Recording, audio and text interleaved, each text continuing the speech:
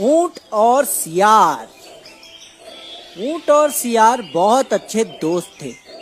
जहां जाते एक साथ ही जाते। एक दिन ऊंट ने सियार से बातों बातों में एक बात छेड़ दी।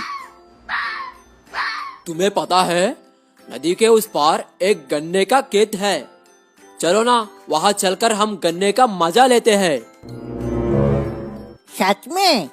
तो चलो ना, कल चलते हैं। जल्दी आना, सुबह सुबह चलेंगे, ठीक है? अच्छा ठीक है, जैसे तुम कहो। दूसरे दिन सुबह दोनों दोस्त नदी के किनारे मिलते हैं। ऊंट अपने पीठ पर सियार को बैठाकर सियार को नदी के उस पार ले जाता है। सियार को तो इतनी जल्दी होती है, वो तो बस ऊंट के पीठ से उतरकर आगे आगे दौड़ने लगता है। अरे भाई रुको, मैं भी आ रहा हूँ। गन्ने का खेत दिख रहा है ना तुमको? पता है, तुम्हें भूख लगी है। हाँ तो फिर कितने मस्त लग रहे हैं, देखो तो, जल्दी चलो। दोनों दोस्त मस्त गन्ने के खेत में जाकर गन्ने का मजा ले रहे होते हैं और जैसे ही सियार का पेट भर जाता है वो आवाज निकालने का शुरू कर देता है। तभी ऊंट उसे रोकता है। अरे ओ, ये क्या कर रहे हो? तुम्हें और गन्ने चाहिए तो और ले लो, मगर ऐसा आवाज मत निकालना, वरना इस खेत का किसान है ना, वो आ जाएगा। अरे डरो नहीं, और मुझे ये गन्ने नहीं चाहिए। मेरा पेट तो भर चुका है। वो क्या है ना, मेरी एक आदत है, जैसे ही मेरा पेट भर जाता है मैं ना ये आवाजें निकालना शुरू करता हूँ। अरे मगर तुम्हारी इस आदत से हम फंस जाएंगे और इस खेत के किसान को पता चल जाएगा कि इस खेत में कोई है। अरे तुम मेरी बात सुन रहे हो कि नहीं? जरा रुको तुम। सियार ऊंट की बात नहीं सुनता और जिसका डर था वही हुआ। उस खेत का किसान वहां आ जाता है और उसके हाथ में एक डंडा भी है। अरे वो देखो, खेत का किसान आ रहा है।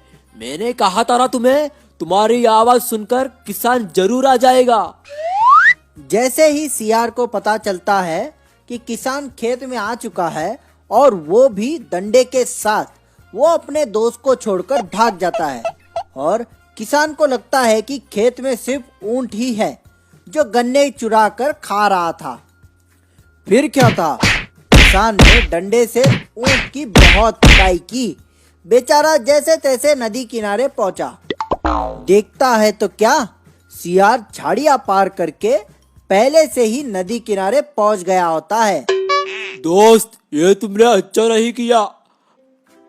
मैं अकेला वहां मार खा रहा था और तुम मुझे अकेला छोड़कर भाग गई। हम यहाँ एक साथ आए थे ना? हाँ, हम एक साथ आए थे, तो क्या मैं तुम्हारे साथ मार खाता क्या? कुछ भी।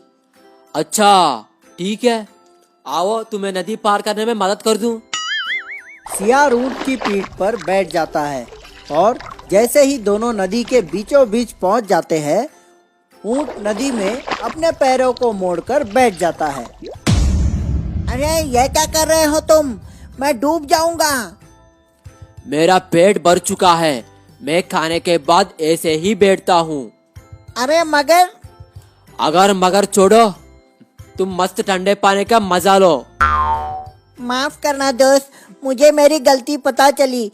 आगे से ऐसे नहीं करूँगा। ठीक है, अगली बार ऐसे करोगे तो अंजाम बुरा होगा। दोनों नदी पार करके अपने अपने घर चले जाते हैं। तो इस कहानी से हमें ये सीख मिलती है, एक सच्चा दोस्त